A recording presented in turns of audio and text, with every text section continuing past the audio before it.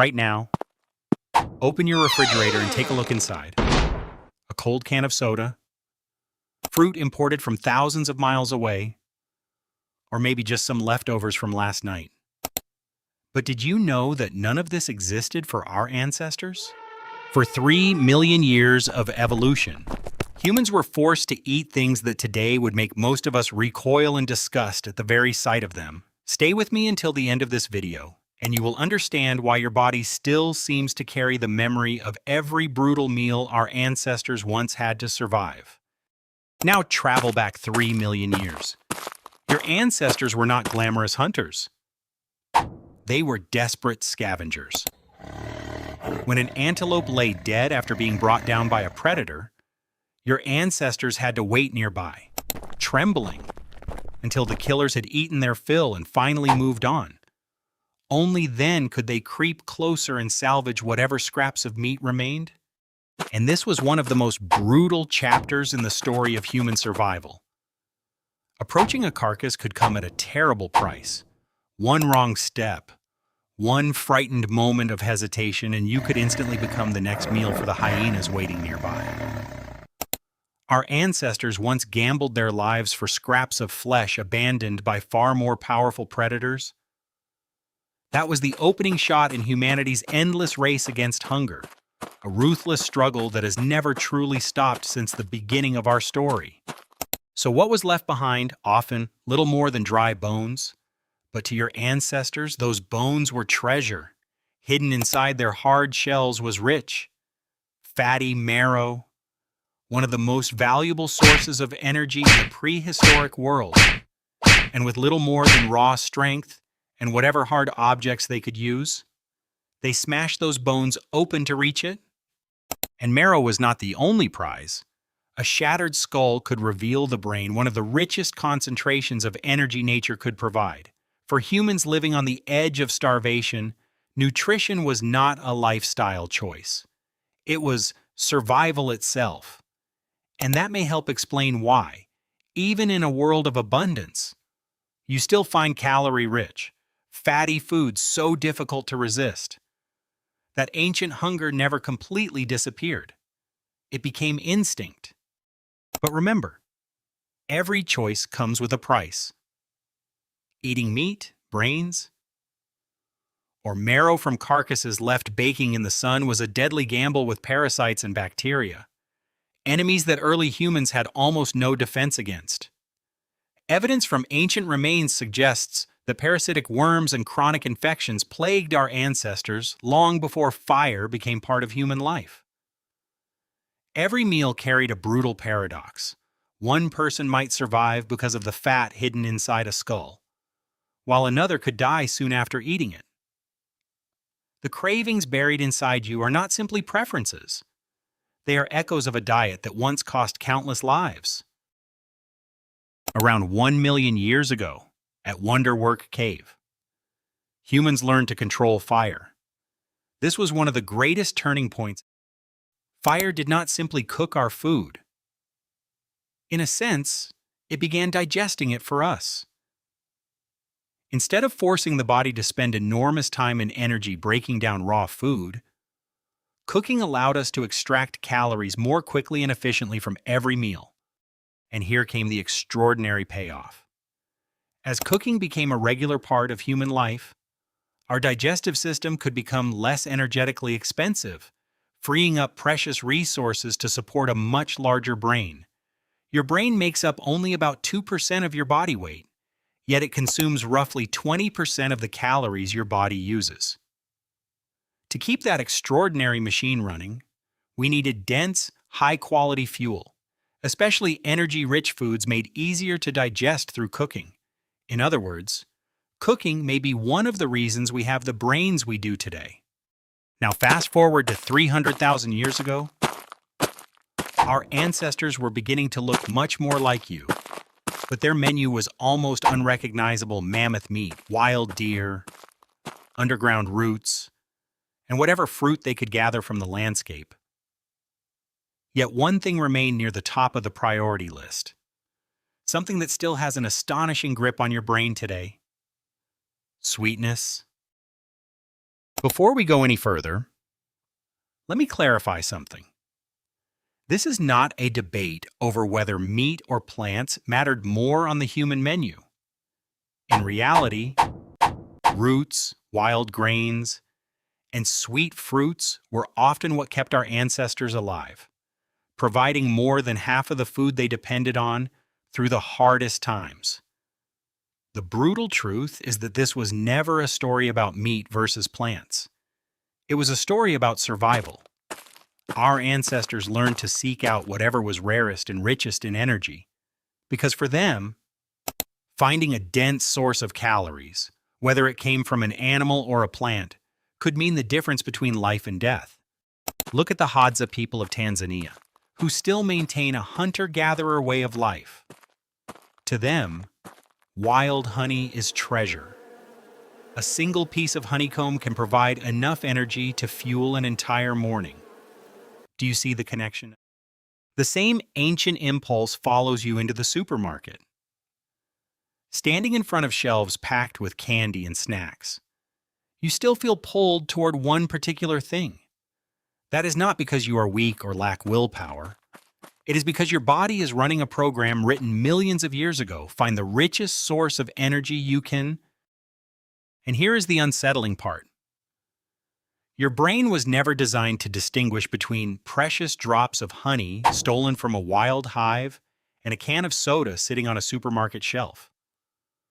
Modern food corporations have learned to exploit that ancient signal and turn it into an enormous industry. Soda, candy, breakfast cereal, sauces, even bread. Sugar appears everywhere, disguised beneath different forms and different names. So do not assume every craving is simply a failure of willpower.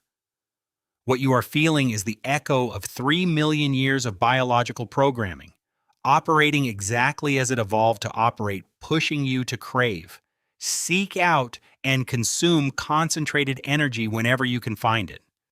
But sugar is not the only thing your body craves. We also carry a powerful hunger for protein. For our ancestors, every successful hunt was more than a meal. It was a form of liberation, a sudden abundance that could save countless hours of gathering and free up precious time to raise children, make tools, and gather around the fire. Many of the cravings you feel today are ancient inheritances from that enormous struggle to survive. But there is still one more appetite buried inside us, one that almost none of us wants to admit out loud. At Goff's Cave in England, scientists discovered human remains dating back 14,700 years, preserving a story almost no one wants to confront. The skulls had been meticulously cleaned with stone tools.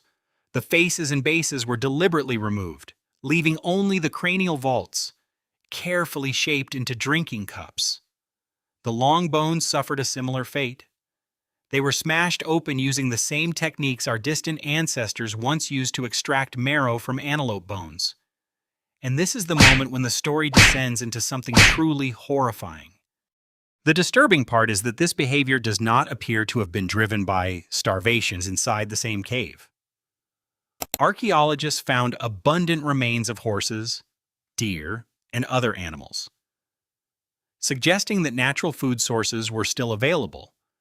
A study published in 2017 made the comparison brutally clear.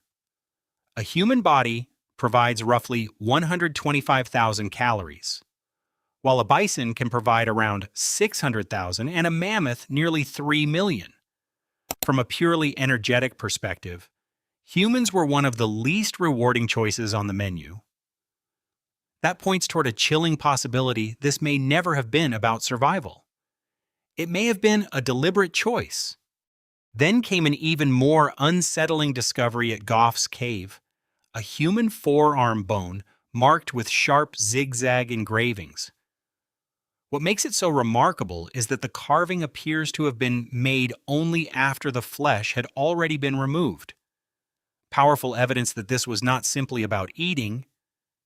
It may have formed part of a deeper ritual practice. And do not assume this was an isolated case.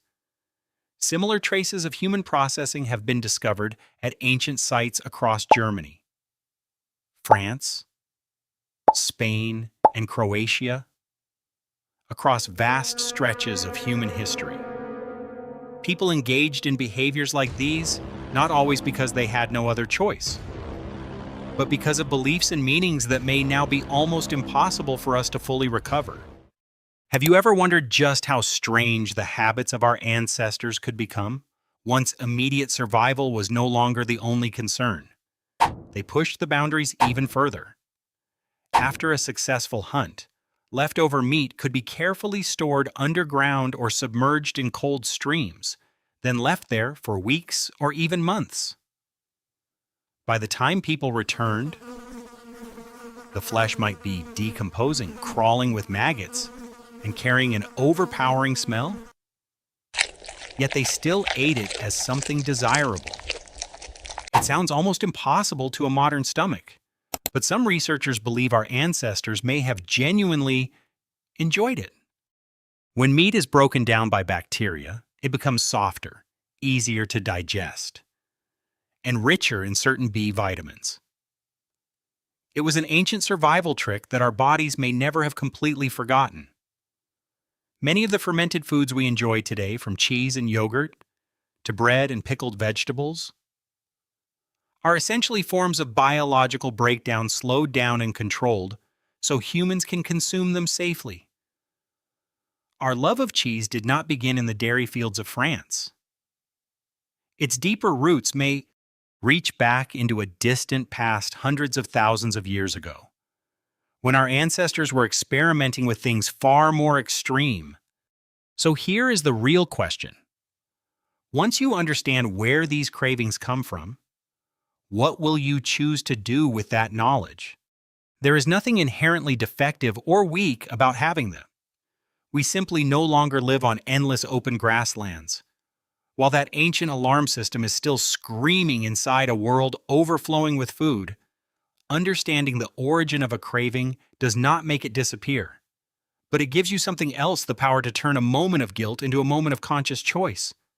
Now return to that moment at 11 o'clock at night, when you find yourself standing in front of an open refrigerator even though your stomach is not actually hungry.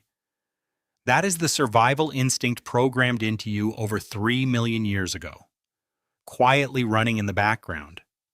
It is still scanning, still searching, still trying to keep you alive in a world it was never designed to understand. Imagine dropping a modern human into the world of 50,000 years ago. They would almost certainly struggle to survive more than a few days.